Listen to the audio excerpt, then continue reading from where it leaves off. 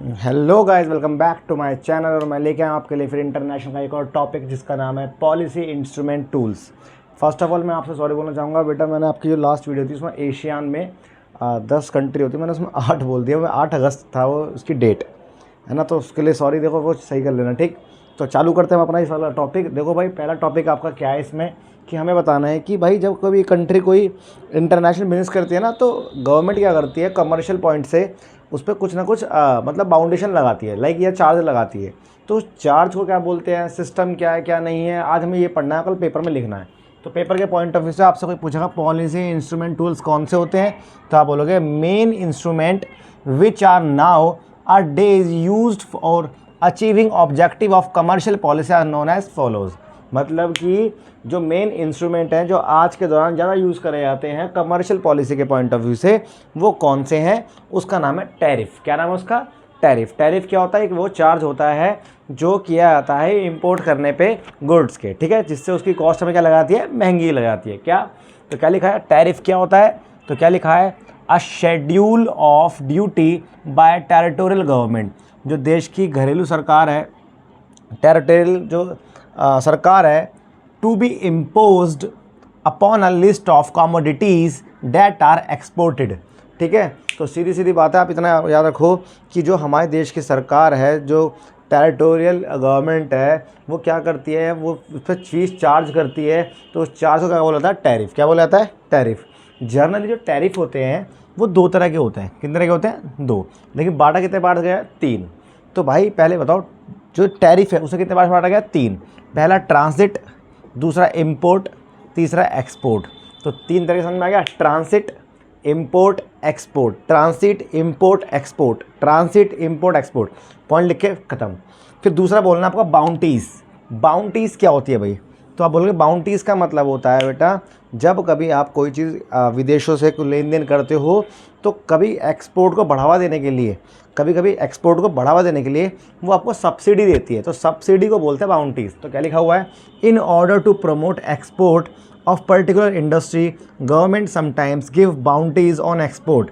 Bounties का मतलब होता है सब्सिडी, मे बी डायरेक्ट और इनडायरेक्ट। डायरेक्ट भी हो सकती है और इनडायरेक्ट भी हो सकती है। कोई डाउट तो नहीं है? फिर इसके बाद लिखोगे आप क्या, direct restriction on import.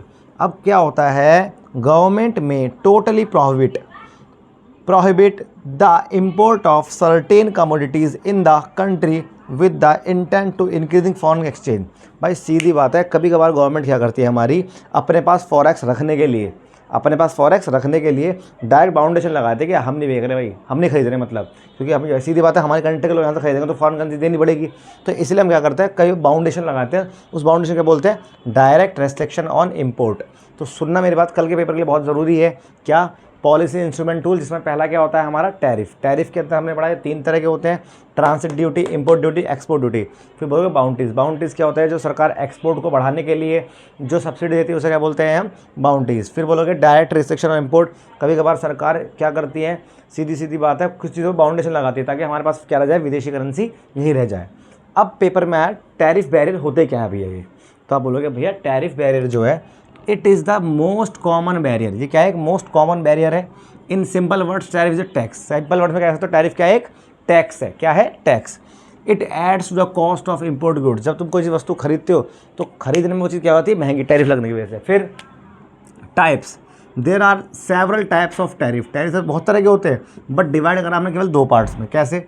Specific tariff और ad valorem tariff. Specific tariff और एड वैलोरम टैरिफ, ये क्या होते हैं भाई? तो ये वो होते हैं जो स्पेसिफिक, एक बार फिक्स अमाउंट में जाते हैं। तो वो टैरिफ जो एक फिक्स अमाउंट में जाते हैं उन्हें क्या बोलते हैं हम, स्पेसिफिक टैरिफ। और जो परसेंटेज में जाते हैं उन्हें क्या बोलते हैं हम, एड वैलोरम टैरिफ। तो क्या भाई, यहाँ तक कोई दिक्कत तो नहीं है दोस्त? मैं दोबारा कह रहा हूँ, टैरिफ बैरियर क्या होते हैं, जो भी भाई सीधी बात है कॉस्ट को बढ़ा देते हैं, इंपोर्ट की अमाउंट को बढ़ा देते हैं, उसे क्या बोलते हैं हम, टैरिफ। जो कि दो तरह के होते हैं, स्पेसिफिक और एड वैलोरम। स्पेसिफिक वो होते हैं भाई जो सीधी बात है फिक्स अमाउंट में लगते हैं, जबकि ये परसेंटेज में लगते हैं। अब वजह नॉन टैरिफ बैरियर कौन से होते हैं भाई? वो बैरियर जो टैरिफ की तरह इंपोर्ट ड्यूटी बढ़ा तो देते हैं, पैसा बढ़ा तो देते हैं, लेकिन वो टैक्स नहीं होते। तो हमने बोला है नॉन टैरिफ होते हैं। जैसे some country use an array of non tariff barrier to control trade.